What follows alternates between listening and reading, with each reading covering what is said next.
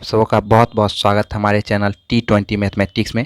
आज के वीडियो में हम यूनिट डिजिट से संबंधित क्वेश्चनों के बारे में सीखेंगे और ये यूनिट डिजिट का दूसरा पार्ट वाला वीडियो है। पहले पार्ट में हमने पावर से रिलेटेड जितने भी क्वेश्चन थे उनको सॉल्व किया था और उनमें कैसे उसको जल्दीबाजी में सॉल्व कर सकते उनके बारे में हम डिस्कस किए थे। अगर अभी तक आप पार्ट 1 नहीं देखे हैं तो उनका लिंक आपको हमारे डिस्क्रिप्शन बॉक्स में मिल जाएगा, आप जाके देख सकते हैं उसको।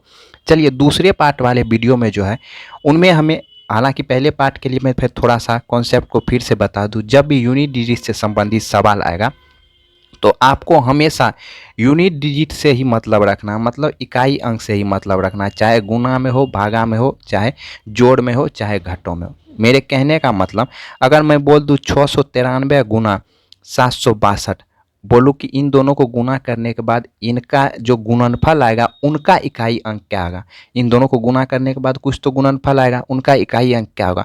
तो उन स्थिति में ऐसा नहीं कि आप इनको गुना करने लग जाइएगा, बल्कि हमने बोला कि इनके इकाई अंक से मतलब रखना है। तो इनमें जो है 6, इसमें इकाई अंक 3 हो गया और इनमें इकाई अंक 2 हो गया। सिर्फ इन दोनों के इकाई अंक को आपस में गुना कर लेंगे तो हो गया 6, अर्थात यहाँ जो हमारे पास संख्या आएगी उनका इकाई अंक 6 आएगा। यहाँ तक इस बात को आप लोग भी अच्छी तरीके से जानते हैं, हमने इस बात को ही सिखाया था। चलिए आज हम सीखते हैं कुछ विशेष चीज़ को। एक संख्या है 5, अगर कभी भी आपको ये संख्या 5 नज़र आए, ठीक, और 5 के साथ गुणनफल के रूप में कहीं भी अगर आपको सम संख्या नज़र आ जाए, अगर 5 के साथ गुणनफल के रूप में सम संख्या नज़र आए, उन स्थिति में जो भी हमारे पास व्यंजक दी रहेगी, जो भी हमारे पास संख्या दी रहेगी, अगर उनका यूनिट डिजिट पूछा जाएगा, इकाई अंक पूछा जाएगा, तो आपका जवाब होगा 0, अर्थात उसका इकाई अंक 0 होगा। जैसे एग्जाम्पल के लिए मैं बोल दूं, अगर आपको बोल दे कि 25 गुना 7613 गुना 712 का इकाई अंक, मतलब इन सभी को अगर गुना करेंगे तो इनका इकाई अंक क्या होगा। तो आप बोले कि यूनिट डिजिट का सवाल बनाते समय हमें सिर्फ इकाई अंक से मतलब रखना है, तो इसमें 5 से मतलब रखना है, इनमें 3 से और इनमें 2 से। हम बोले कि 5 के साथ देखेंगे अगर गुणनफल के रूप में सम संख्या अगर मिल जाए, तो 5 है यहाँ, ये तो सम संख्या है नहीं, यहाँ सम संख्या मिल गया, तो अर्थात 5 के साथ एक अगर भी सम संख्या मिल जाए तो इसका मतलब इनको जो गुना करेंगे, इनका जो गुणनफल होगा उनका यूनिट डिजिट 0 होगा। क्यों? क्योंकि 5 को 2 के साथ गुना करेंगे तो 10 हो जाएगा। 10 हो जाने के कारण यहाँ जो यूनिट डिजिट हमें 0 प्राप्त होगा, उसके बाद 0 को किसी भी संख्या से गुना करेंगे तो उसका यूनिट डिजिट हमेशा 0 ही रहेगा। अब देखिए, अगर आपको यही पूछ दे सवाल 25 पे पावर 672 गुने 73 पे पावर 648 गुने 9 पे पावर 62 गुने 64 पे पावर 72, अगर पूछ दे इनका यूनिट डिजिट क्या है, तो अब इसके लिए यूनिट डिजिट आपको निकालने की कोई ज़रूरत नहीं है। सिर्फ आपको देखना है कि इनका यूनिट डिजिट, मतलब कि 25 में 5 है, उनके बाद जब भी 5 आएगा तभी इस रूल को अप्लाई करेंगे। उनके बाद खोजेंगे कहीं सम संख्या दिख रहा है, यहाँ नहीं है, यहाँ नहीं है, लेकिन यहाँ सम संख्या है, तो आप डायरेक्ट इसका देखेंगे, एक 5 है और एक सम संख्या, अर्थात इनका जो यूनिट डिजिट होगा वह 0 होगा। ये चीज़ आपके ध्यान में इसको रखना है। इनके अलावा अगर कोई भी संख्या, मान लेते हैं कि अगर कभी भी आपको 0 आ जाए और 0 के साथ गुणनफल के रूप में अगर कोई भी संख्या आ जाए, चाहे सम हो चाहे विषम हो, कोई भी संख्या क्यों ना आ जाए, अगर उनका यूनिट डिजिट आपसे पूछ दे तो आपका जवाब होगा 0।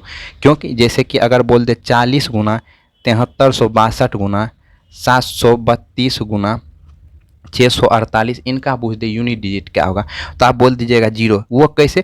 क्योंकि इनमें हम बोले कि जब भी यूनिट डिजिट का सवाल बनाना है तो आपको इकाई अंक से सिर्फ मतलब रखना है, तो इन सबों में इकाई अंक को हमने चयन कर लिया।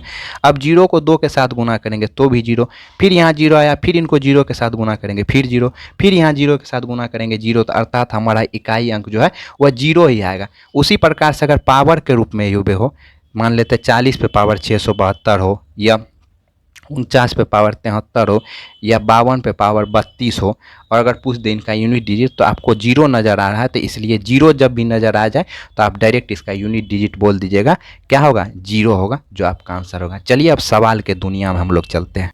चलिए ये रहा आपका सवाल, 2464 पे पावर 1793, 615 पे पावर 317 और 131 पे पावर 491 है। अब इसमें देखेंगे कहीं हमें इकाई अंक में 5 नज़र आ रहा है तो 5 हमें मिल गया। 5 के बाद हम देखेंगे कि अगर कोई भी सम संख्या अगर नज़र में आ जाए तो एक तो सम संख्याएं नहीं तो इसे थोड़ा देर के लिए नेगलेक्ट करते, लेकिन यहाँ एक सम संख्या 4 मिल गया।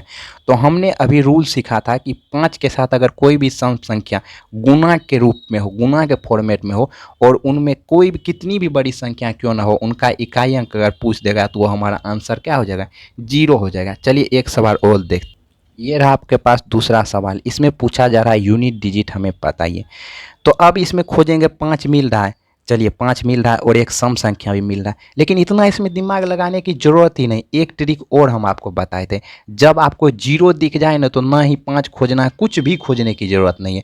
अब यहाँ हमारे पास यूनिट डिजिट जो है 0 मिल गया है।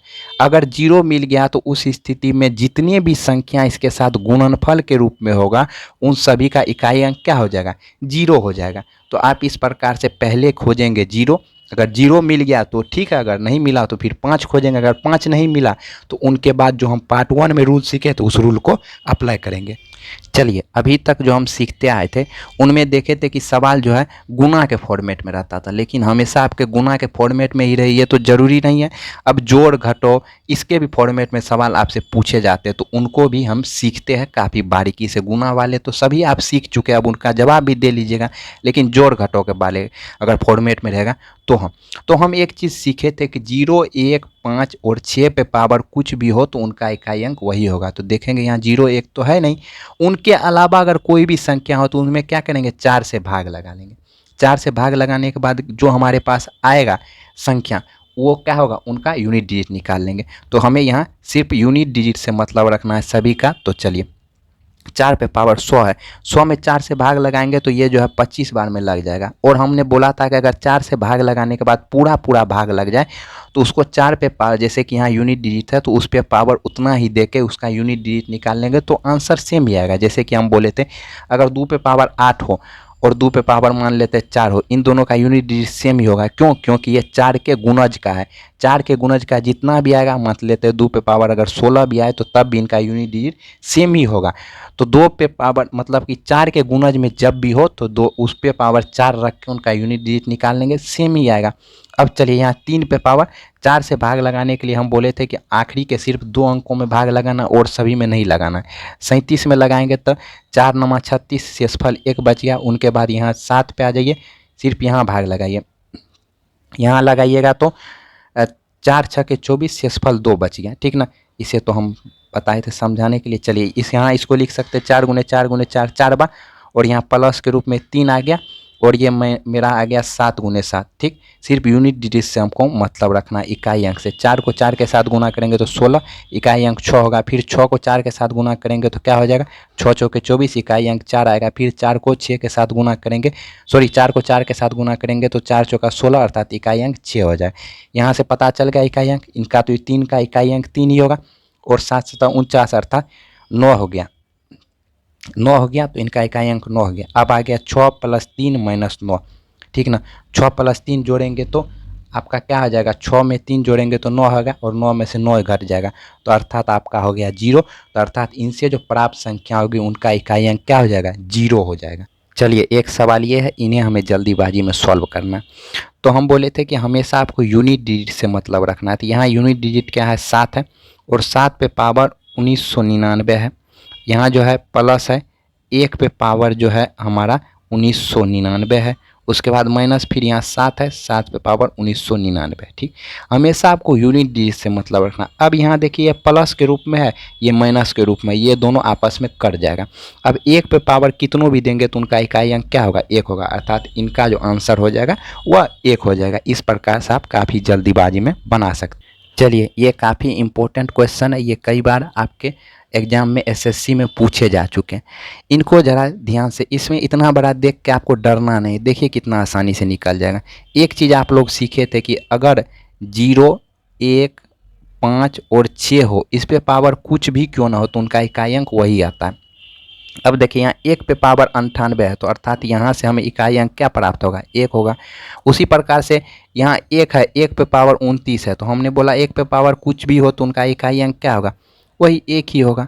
अगर यहाँ आप मान लेते 6 है और हमने 6 पे के लिए भी ये केस बोला था कि 6 पे पावर कुछ भी रख दीजिए तो उनका इकाई अंक वही आ जाएगा, तो अर्थात यहाँ 6 आ जाएगा। अब 5 आ गया, 5 पे पावर कुछ भी क्यों ना रखिए, उनका इकाई अंक वही आ जाएगा। अब 164 में तो आप इकाई अंक बोल ही सकते हैं, और 259 में आप इकाई अंक तो बोल ही सकते हैं। चलिए अब पहले सबको जोड़ लेते हैं। यहाँ 1 प्लस में है, 1 1 2 हो गया, और यहाँ फिर 9 प्लस में 2 और 9 हमारा कितना हो गया, 11 हो गया। 2 और 9 कितना हो गया, 11 हो गया। उसके बाद हमारा आ गया 6 5 11, और 11 में 4 जोड़ेंगे तो 15 हो गया, ठीक ना। तो यहाँ से हमें इकाई अंक क्या मिला, 11 से इकाई अंक हमें 1 मिला, और 15 से हमें इकाई अंक 5 मिला। अब जो समझना है, जो सबसे इम्पोर्टेंट चीज़ है, वो चीज़ आपको समझना है। इसमें कई सारे स्टूडेंट गलती करते हैं। अब देखिए यहाँ जो है हमें इकाई, यहाँ जो 1 जो मिला है, ठीक, इनके पीछे मान लेते इन पे पावर तो ढेर सारा है। जैसे कि अगर मैं कोई संख्या बोल दूँ 25 गुना, अगर बोल दूँ 25 गुना 68, तो आप बोलिएगा कि यहाँ से तो इकाई अंक बनता 40 हो गया, आप इकाई अंक 0 ले लिए। अगर इसमें से मैं बोल दूँ कि 78 को घटाना है, इनका इकाई अंक 8 है, ठीक, तो आप घटाइएगा तो 0 में से 8 को घटा दीजिएगा, ठीक ना, तो आप बोल दीजिएगा -8 हो गया। लेकिन वो गलत हो जाएगा, क्यों? क्योंकि 25 को 68 के साथ गुना करेंगे तो 0 के पहले कुछ ना कुछ तो संख्या आई होगी ना, चाहे वह 1 हो, चाहे वह 2 हो, चाहे 0 ही क्यों ना हो, चाहे 5 हो, चाहे 6 हो, इसके पीछे 0 के पीछे तो कोई ना कोई संख्या दहाई अंक पे तो जरूर मौजूद होगा, क्योंकि 25 को 68 के साथ गुना करेंगे तो बड़ी संख्या प्राप्त होगा। उनमें से 78 को घटा रहे हैं, तो इसका मतलब इस इतनी बड़ी संख्या में से अगर इनको घटा रहे हैं तो इनके पीछे तो कुछ ना कुछ और संख्या जरूर रहा होगा। इसका मतलब यहाँ हमें मालूम नहीं है इनके पीछे कौन सी संख्या है। तो हम यहाँ जो है, अगर कोई भी संख्या रहती, मान लेते हैं कि अगर 50 रहता, मान लेते हैं कि 0 के पीछे 5 रहता, उसमें से 8 घटाना रहता, तो क्या करते थे आप, इनमें से एक शेष ले लेते थे। तो यहाँ 0 बन जाता 10, 10 में से आप 8 को घटा लेते 2 बन जाता। चाहे 5 के अलावा यहाँ 1 ही रहता तब भी तो आप 10 में से घटाते, चाहे उनके अलावा 2 ही रहता तब भी तो आप शेष 1 ले लेते। तो अर्थात हमें यहाँ मालूम नहीं है अभी कौन सी संख्या है, तो हम यहाँ मालूम नहीं है, तो यहाँ लेकिन जो भी संख्या रहेगी उनसे हम यहाँ पे एक शेष तो लेना पड़ेगा ना, क्योंकि 1 में से तो 5 घटेगा नहीं, तो एक शेष लेंगे तभी घट पाएगा। तो एक शेष लेने के बाद ये हमारा बन जाएगा 11, और 11 में से अगर 5 घटेगा तो ये हो गया हमारा 6, अर्थात आंसर आपका हो जाएगा 6, जो कि इस प्रकार से आप निकाल सकते। इनमें यही लॉजिक था, इसीलिए ये बार बार आपके एग्जाम में पूछा गया। अब इसका तीसरा पार्ट भी वीडियो आएगा, जिसमें कि आपको फैक्टोरियल से रिलेटेड सवालों के बारे में बताया जाएगा। तो मिलते हैं जल्द ही आपसे नेक्स्ट वीडियो में।